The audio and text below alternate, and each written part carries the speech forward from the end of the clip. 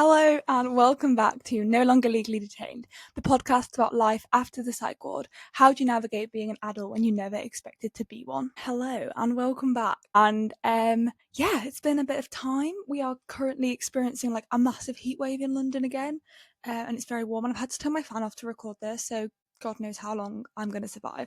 But I got this new top for those who are watching. It says "Grow Up" on it, and it's really cute and it's pink to go with my pink skirt I'm wearing. So yeah, it's a very pink day. And welcome to No Longer Legally Detained, which is my podcast, which is a follow-on from the blog I started when I was in hospital called Legally Detained. And this is where we talk about what happens after survival, after diagnosis, and after the system spits you out and then just says good luck. And this is for anyone who feels too weird, too much, too loud, too intense, too fragile, too emotional, and somehow also not enough all at the same time. And today's episode is something that's been really weighing heavily on my heart, weighing heavily on my chest, and something that I feel really like compelled to talk about. And I wanted to do an episode where I do my speech that I did at the Autism and ADHD show, but I just felt really compelled to do this episode. And this episode is going to be titled Not Too Much, Not Too Little, Just Too Real for Them. And I've got some notes, which is always a good start. I didn't want to script the whole thing because I think like it can then sound like really like not authentic, which is obviously what I want. But also, if I don't script at all, then we end up like just going off on like 5 million tangents. So sit back, relax, get a cup of tea, get a biscuit. I tend to like to listen to podcasts while I'm doing my makeup in the morning and like getting ready. I find like that's my favorite time to listen to a podcast. And I'm going to start with a little bit of kind of spoken word. This is what I wrote last night and it was on my Instagram, and I wanted to start the episode with it, and it's in my bullet journal. Again, for those who are watching, I've got one of the notebook therapy bullet journals, and it's very pink and very cute. But yeah, this is what kind of inspired this episode. You are not missing out when you walk away from people and places who treat you like a backup plan. You are not a failure because someone or somewhere fails to see what you could bring if only they were to remove the binary glasses that they are wearing. You are not going crazy when you still don't feel enough despite the positive words due to the opposite actions. To those who are always doubted, passed over and boxed in, not because you lack brilliance, but because they lack vision. They marvel at your insecurity, yet never ask who planted it. They tell you to believe in yourself while shutting every door before you can knock. Let this be clear. Their blindness to your power is not your burden to carry. Their ignorance is not your reflection. You are not too much. You are not too little. You are exactly what they fear. Unapologetically capable, relentlessly rising. Your light intimidates those who have grown comfortable in the dark. So shine anyway. And that was a bit of spoken kind of words, that's like quotes I wrote last night. And I think it comes from a really big truth that I've been recently kind of questioning, I think, as a trauma survivor. And as someone who's grown up undiagnosed neurodivergent, I've spent my whole life waiting to be accepted, waiting to finally find the people who want me for me. And for me, I've viewed belonging and viewed like my self-worth based on when somewhere eventually lets me in and wants me for me. And I've started to question whether that really is. And maybe it is, I don't know.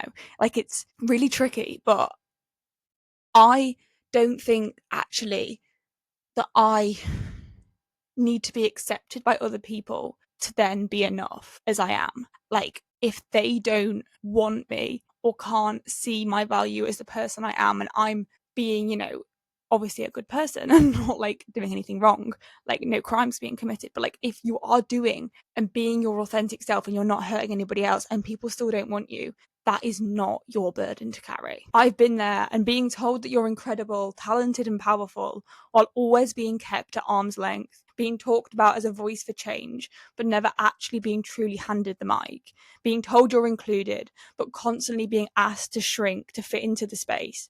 That is not inclusion.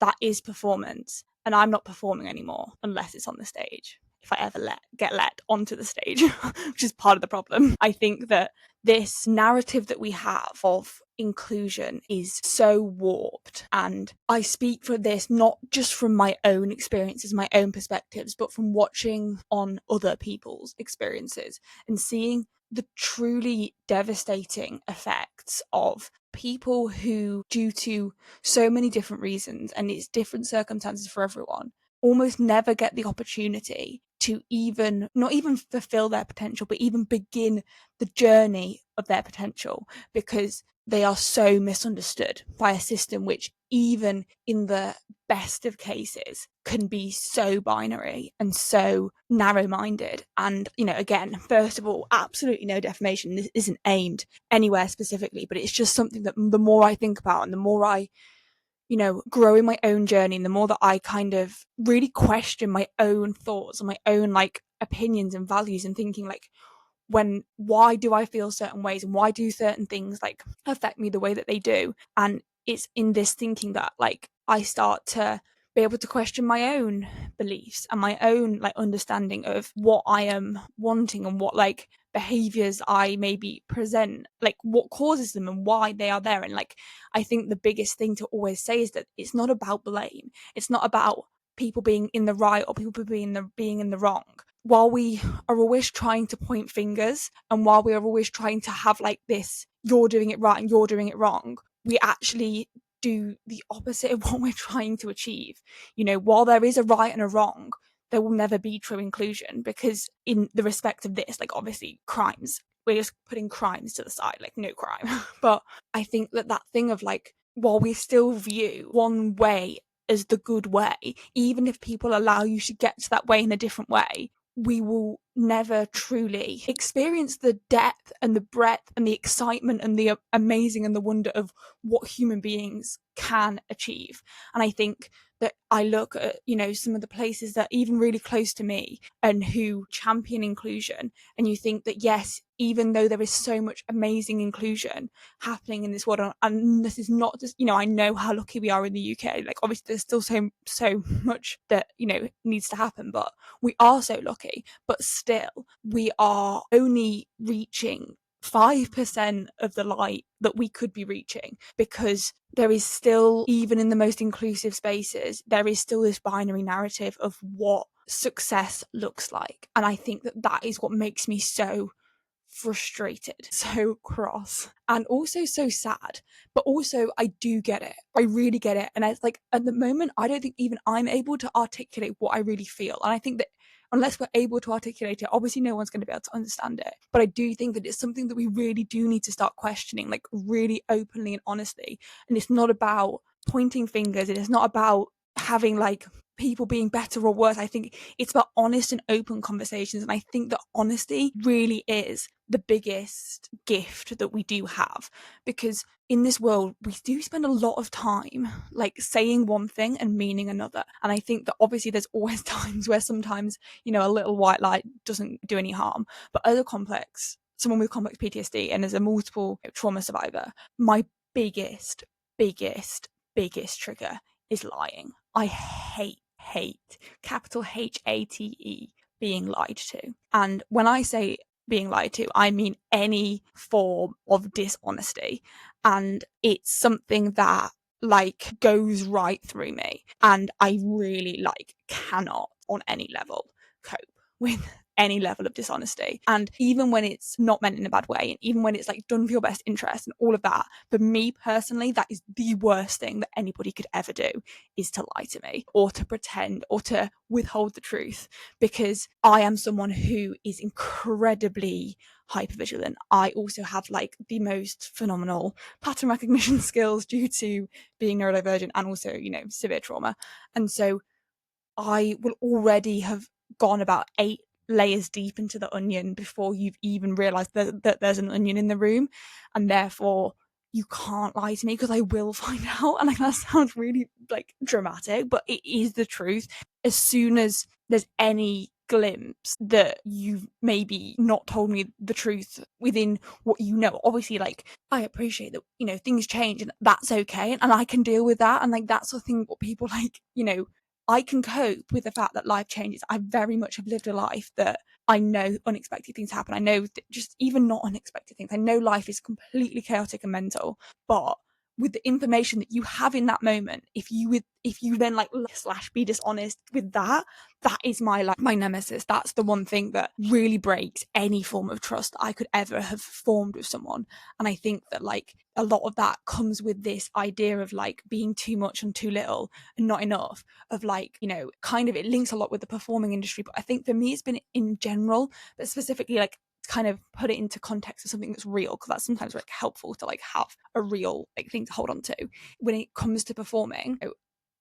I have always doubted my ability to perform, which I think, like, you know, is quite a universal experience. Obviously, when you add in complex trauma, you add in neurodivergence, you add in, you know, a tricky life, having that any self-confidence and self-worth is non-existent anyway. But my big like thing with this is that, you know, I will still now really don't think I'm any good, and really doubt completely within every inch of my body and my being, like truly, like not just like fishing for compliments, like genuinely. And when people go, but we told you you're good, and I appreciate the nuance, but when actions do the opposite, it's really, really hard to believe people. And I think that this is something that I have, in my kind of time of like really reflecting on why I still don't feel good enough despite the fact that people tell me that I am, is because, well, obviously, first of all, like we always hear the negative, even in the sea of positives, but kind of stripping all of that back, I really struggle to believe the words that people say when their actions do the opposite. And that is something that I think, especially when it comes to young people and children who have experienced severe trauma, and obviously adults as well, you know, we have to understand that when someone goes through severe trauma, their nervous system has an injury. You know, complex PTSD is an injury, you know, to your nervous system, and therefore your sense of stability and sense of self is rocked. And obviously, you know, I'm no doctor or psychiatrist, so I'm not gonna like try and explain that right now, but like that is like the core thing. And so that therefore you can tell somebody, oh, you're great, but if your actions even remotely infer the opposite, that person is going to latch onto that. And I think that that's kind of where I stand at the moment in a lot of my life. And it's what I've realized, you know, kind of like it's a twofold, and I'm going to explain in a minute like what I'm going to be doing about that. But first of all, like just kind of looking at the thing of like, the reason I don't feel good enough is obviously systemically from all of the problems that have happened, but in this current moment is because despite the fact that people say things, their actions show the opposite. And I think that that's something that's really nuanced and something that's really hard to kind of understand. And it's not about being ungrateful, and it's not about, you know, wanting everything your own way. It's like, that's not what we're talking about here. It's about looking at like how taking yourself out of the situation and looking at it from that person's perspective. You know, obviously you can never understand from someone else's perspective because you've never lived their life, you've never had all the experiences that they've had, which shapes the way that they then perceive the world. But like, that is something that I'm really like learning to do in my own work, of like looking and going, right, so someone is reacting in this way, even though I've said to them and other people have said to them that they're great. Why?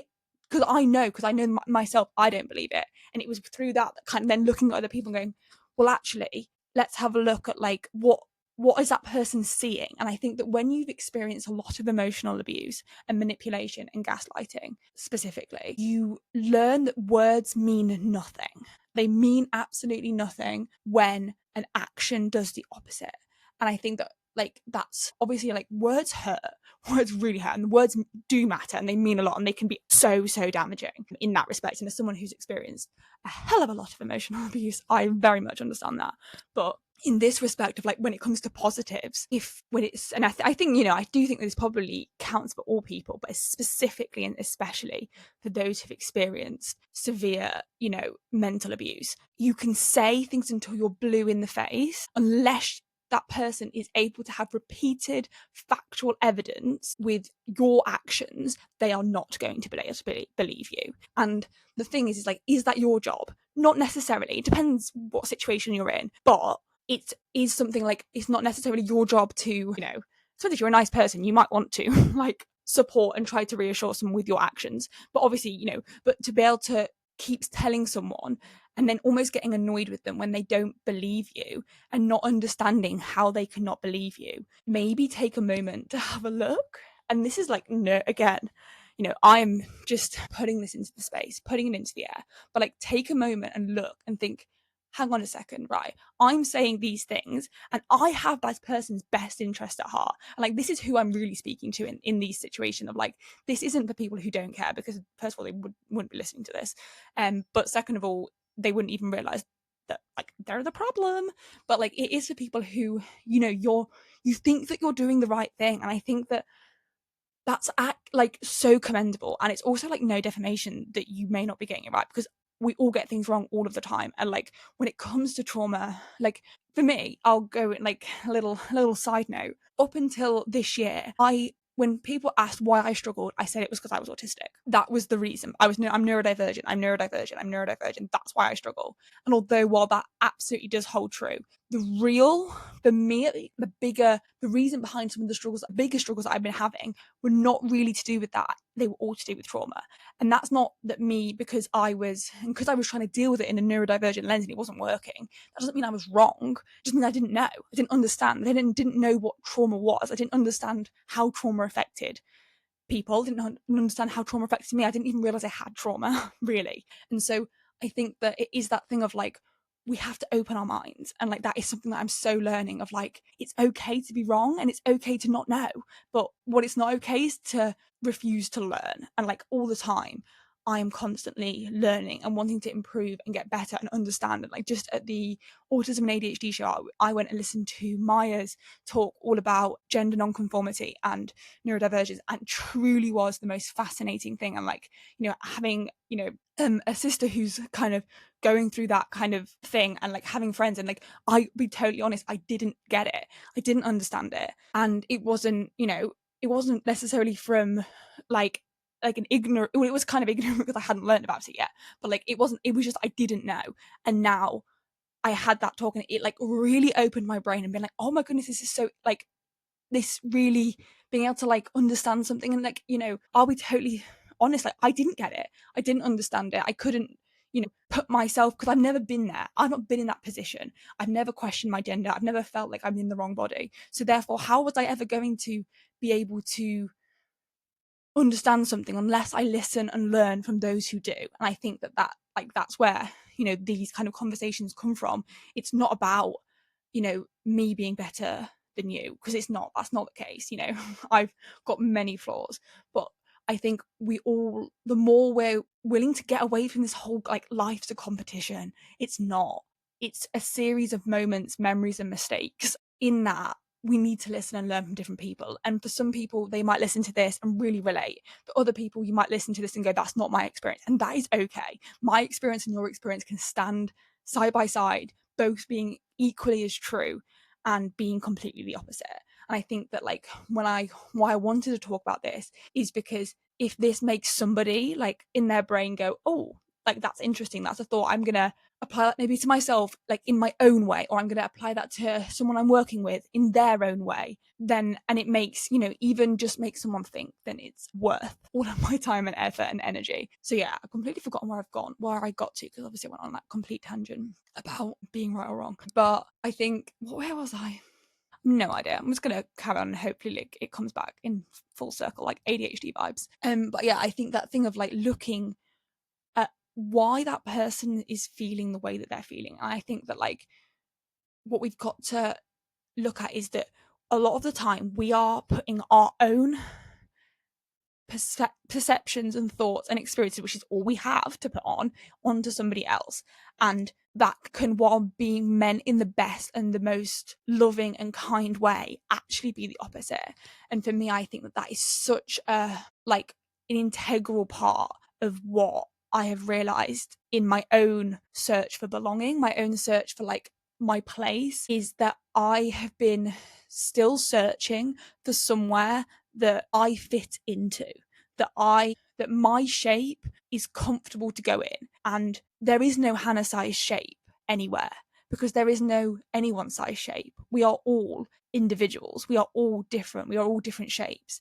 And there will be no organization, no institution, no place that has a Hannah size shape. I will always be too big, too small, the wrong shape, too much of a misfit to fit into any of those places. The same goes for everybody else. And I think that it's almost like for some of us, we have like this like lens, like we're hyper aware of our shape and we realize that we don't fit perfectly. Whereas other people, they don't fit perfectly, but they maybe are not quite as aware that they don't fit so perfectly. But I think for me, because I've been constantly told I don't fit, I'm so hyper aware of my shape that even in places that I could kind of semi like hang out in, I'm so aware of my difference and of my inability to fit the shape. And I think that, when we talk about complexity, it's quite a tricky one, but I do think that, like, because of my intersectionalities that bring in such a different, they are what make me me, and they are the reason I am the person I am, for good and for bad. But it does, I think, accentuate my shape and my inability to fit in.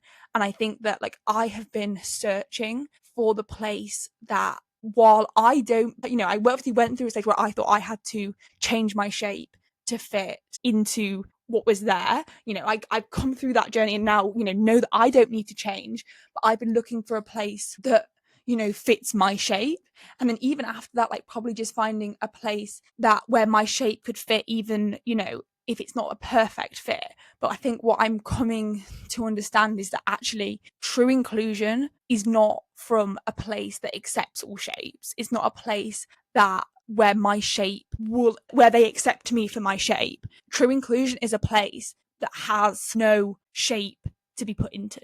It's a place where it engulfs all shapes and there is no need to fit in a certain way, even within a different kind of shape. And I think that that is what I've realized, is that I am still, the reason I don't kind of fit is because even in places that are really inclusive, they still have this idea of, to achieve certain things, you have to do things a certain way. And that is, I stand by the fact that even in the most inclusive places, that is the truth. Even in some of the most inclusive places, the opportunities, what people view as like the success, the ones who are succeeding, who get, whether if it's in the arts, the main parts, who get the opportunities to do things, you have to go through the process to get to that.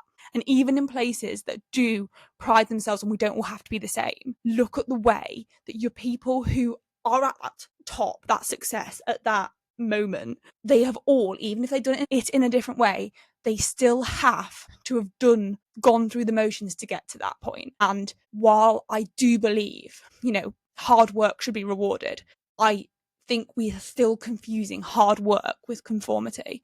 And I think that, like, I have just been opened my eyes very recently to the fact that while even in some of the most inclusive places, because I refuse to break myself in order to be palatable for them, even though I'm doing nothing wrong, and even though I am potentially talented and capable enough, if I can't go through the exact same motions that they expect, even though they're saying that they don't expect it, but they do expect it, you will not succeed in that place. And I think that that is wrong. I do, like, I'll stand here, and again, no defamation, but I do think that, like, if we are really going to create true inclusion, if we're really going to break the binary and, system that we have created, we need to start being radically progressive. We need to start to take stock and actually think and take a moment and go, okay, words mean nothing if we are unwilling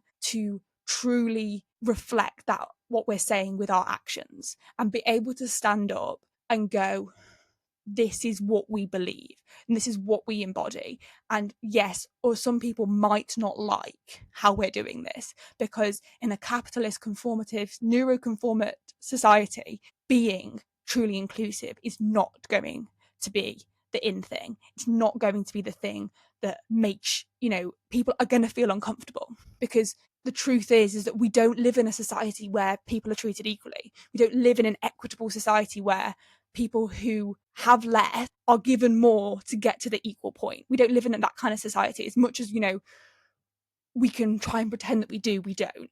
And until we are willing to be honest and go, you know what, I am not that, And that is okay. No one's going to be perfect. No organization is going to be perfect. No person's going to be perfect. I'm so far from being a truly inclusive practitioner. I am, because nobody is, because actually true inclusion is not ever a destination, but it's forever going to be a journey. It's going to be something that can hear the water boiler. It's never going to be something that you achieve, because if you achieve it, you've definitely not achieved it. Like, you've probably done the opposite. And I think that is the thing of, like, while people are unwilling to have uncomfortable conversations, or unwilling to truly listen, and not and it takes time. I think that's a really big thing, that true inclusion takes a hell of a lot of time and effort. Really takes a lot of time and effort. It takes you being willing to sit in feelings that make you uncomfortable, in perspectives of the world that you don't believe in, that you don't agree with, that make you question everything that you've ever done in your life. And, like, that is where I've been at, recently. Like, I've been sat there and I've been thinking, and I've been like, this goes against what I've always been taught, what I even believed. And that doesn't make me a bad person, because maybe in the past I believed different things.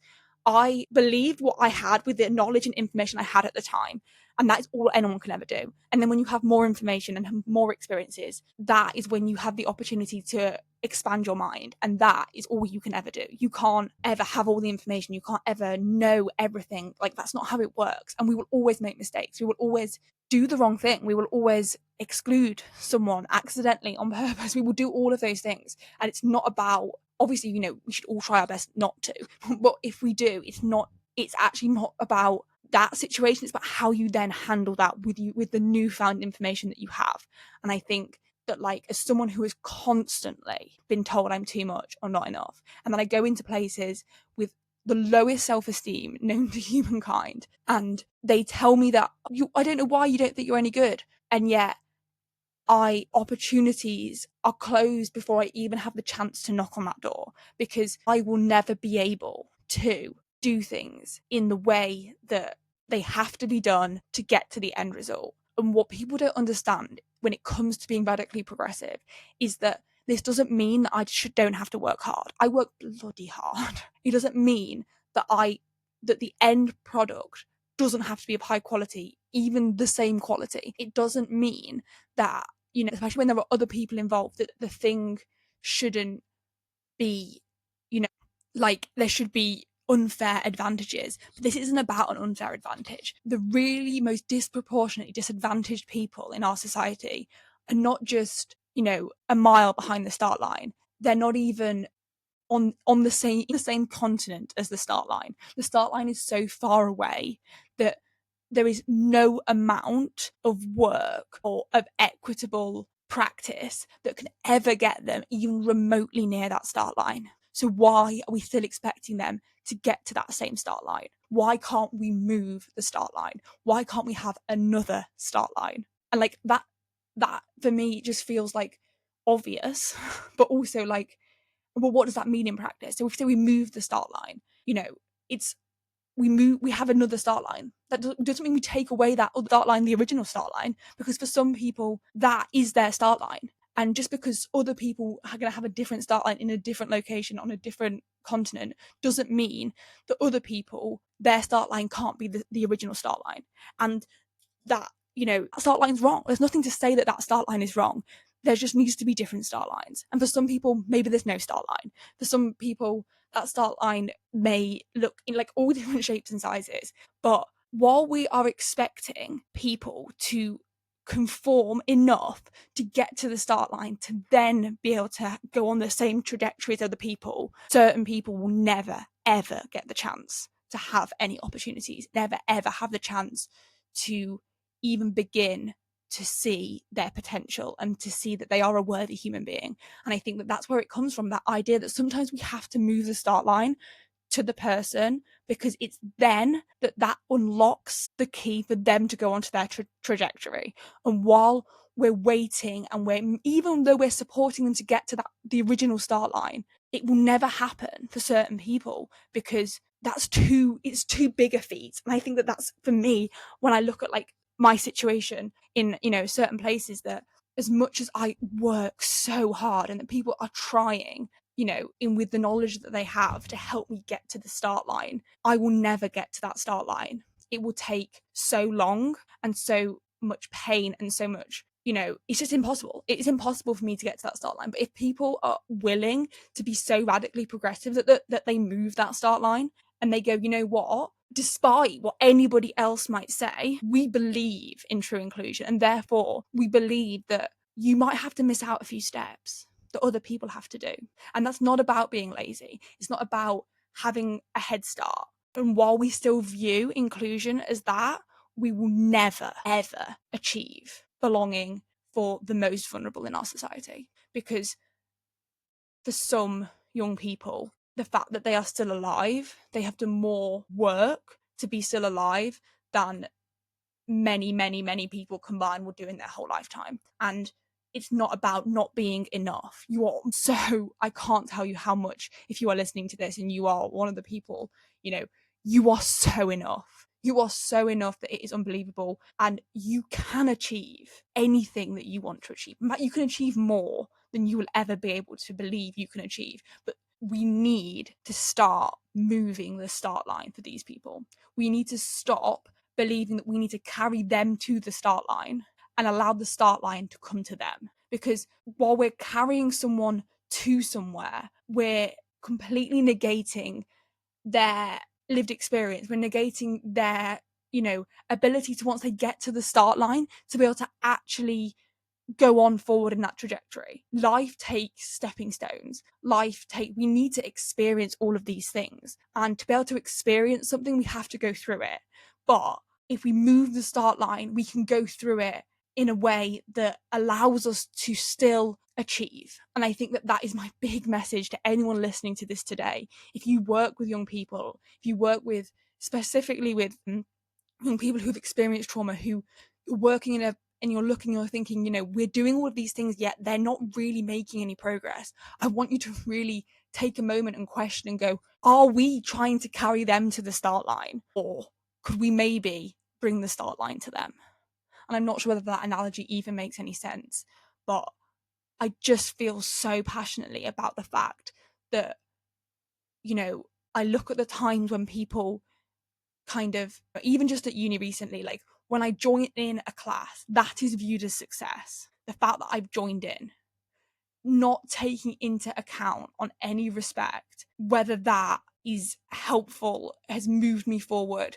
I've done that to the detriment of myself, whether I've masked, whether I've made myself really poorly, whether I've any of those things, because joining in is the success. But why is that the success? Because that is a very binary way of looking at things. And I think that is where we really need to stop and start to think about what really is the thing. What is this inclusion that we're talking about? What is this belonging? What is this really representing all people? It's not about getting all of the people to the start line, even if that's done in an equitable way. It's about having different start lines. It's about moving the start line to the person. It's about being the champion of that person with their different start line and being unapologetic in your pursuit for that to be a thing. And there will be people that don't understand and who go, that's not fair. But I look now, and I've had those experiences where you look and you think, wait, why have they had that? That's not fair. But I really want people to take a moment, because I think that what I've learned is that you never know somebody's story. You never know what somebody has been through. And if they need their start line moved for them, it's not that it's not fair for you. It's not fair for them that they've had to experience all of those things. That means that they had no chance of getting to this stupid binary start line that we all need to get to anyway. And I think that while it would be amazing to just get rid of all of the start lines, that isn't the reality. And I think that is another thing that really holds us back in this whole true inclusion thing of saying that we don't have a start line, that we're all just doing our own thing, when success is still viewed in a certain way. And I think that that is another thing of like how you can tell someone that everyone is going on their own journey. Everyone's going on their own journey, you know, you're on your own journey. Yet when you herald a certain thing as success, when you herald a certain kind of opportunity or certain group as that is success, even if you're not saying that that is success, that everybody has different success, your actions show people, because people aren't stupid, that that is the pinnacle. That, you know, when you achieve that, even if the organization aren't saying that that is the top, it is, because we still live, even in the most currently radically progressive places, we still have a hierarchy. We still have a system where, well, if it's in performing arts, it might be being a lead character, but might be having multiple opportunities to do things, while, you know, in other places it might be being in a leadership role, it might be, you know, earning lots of money. While you can say that those things don't matter, they only don't matter to people who are able to achieve them. Very often, people who are not able to achieve those things are not the ones saying that they don't matter. And I think that it's those things, the amount of times I see people who stand there and tell me that, oh, you're on your own journey, it doesn't matter.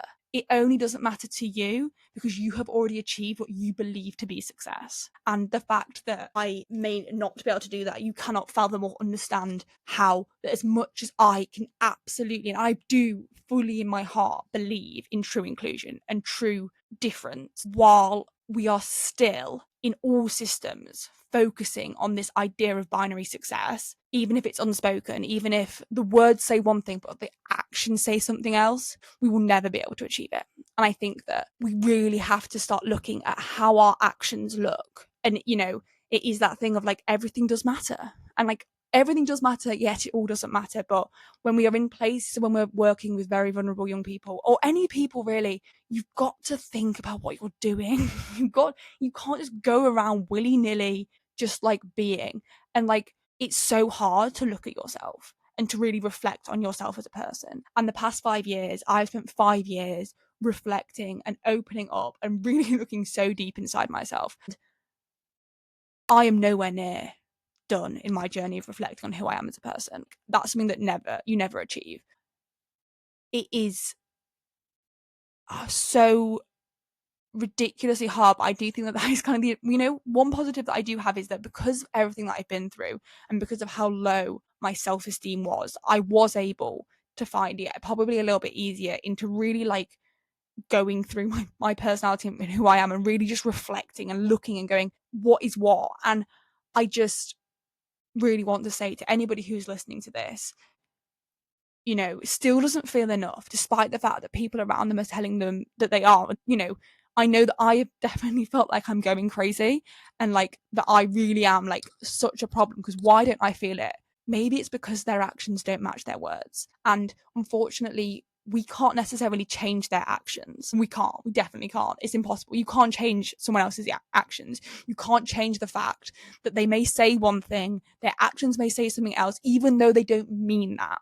But what I have learned is that then we have to take back the power ourselves, and we have to realize that I am not looking to belong anywhere. I am who I am. I am a person. I am Hannah, and I am lots of things. I am lots of great things. I'm lots of not so great things. But I am someone who is unlike anybody else, like everybody is. And I will never be able to find a place that accepts me, because the only place that can accept me is me. And I need to accept me. I need to have my boundaries and my barrier and go, you know what, this is what I believe. These are my core values. This is what I truly believe. And if I do believe that I am a worthy human being and I have things that are great, I will make my own success. I will make my own path.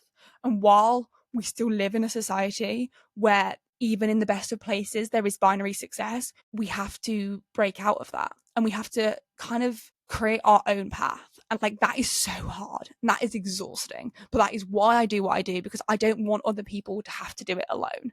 And I think that, you know, when I sit there and listen to people talking about how, you know, the success is never done alone, I think that always comes from someone who has never experienced, or definitely not fully experienced, this kind of what we've been talking about today. But for those of us who are on this journey, while it feels lonely and isolating and that we kind of are by ourselves, we're not, because we've got each other, and we are paving the way to ensure that there are other people who come after us who don't have to pave it alone, who don't have to be the ones questioning their sanity, because it just doesn't make any sense. And I don't want this to sound like a negative and or I'm all alone, because I'm not. But it's such a nuanced thing. It really is such a nuanced thing. And as I kind of look back at my notes, kind of where it's hard, because so many times I've had people even invite me into their space because of my story, but then they quietly ask me to soften the edges, water it down, and make it more palatable. And I think that is what I have realized, is that people I'm just not ready yet for the truth. And I've been praised publicly and then ignored in the rooms that matter. I've been told that I'm brave but never backed when I'm bold, and I felt people marvel at my honesty while terrified of what forces them to confront it. I think that those things are completely exhausting, but they are also clarifying. And this is kind of looking at my notes, kind of how I was going to sum this up, is that as I got older, I have realized that people will say things, they will say that you're amazing, yet the things that make you amazing, they're not quite ready to accept and to promote. And as we get older, I realize that the problem, however, is not me, and that my light does not burn too bright or not enough. They just have not learned yet how to stop squinting, how to stop fighting the difference that comes, that true difference. And that's not just difference from me, but that's difference from every single person. And I really hope that the more we speak about authenticity and being unapologetic, and this doesn't mean being self-centered, it's actually the complete opposite. It's about welcoming people as they come. It's about listening and wanting people as they are. And I think if we all do that, we create a world that is so much more accepting and also so much more brilliant. So if you've ever been passed over, doubted, or boxed in, this episode is for you. And it's not because you lack brilliance, but it is because they lack vision. Their lack of imagination is not your failure, and their comfort zone is not your limit. You're not too much. You're not too little. You're exactly what the world needs and what it fears, because you refuse to play small for anyone. So if this resonated with you, share it with someone who needs to hear it. Please do tag me at NLLD the podcast or at Legally Detained. I love hearing from you. I really do. I really hope that if no one has told you today, your voice does matter. Your difference matters, and just showing up already is so revolutionary. Our existence is an act of radical defiance, and we will change the system and change the world and allow people to be able to really be who they are. And so until next time, keep rising, keep fighting, keep raising your voice, be loud, be imperfect, and be unapologetically you. Bye-bye.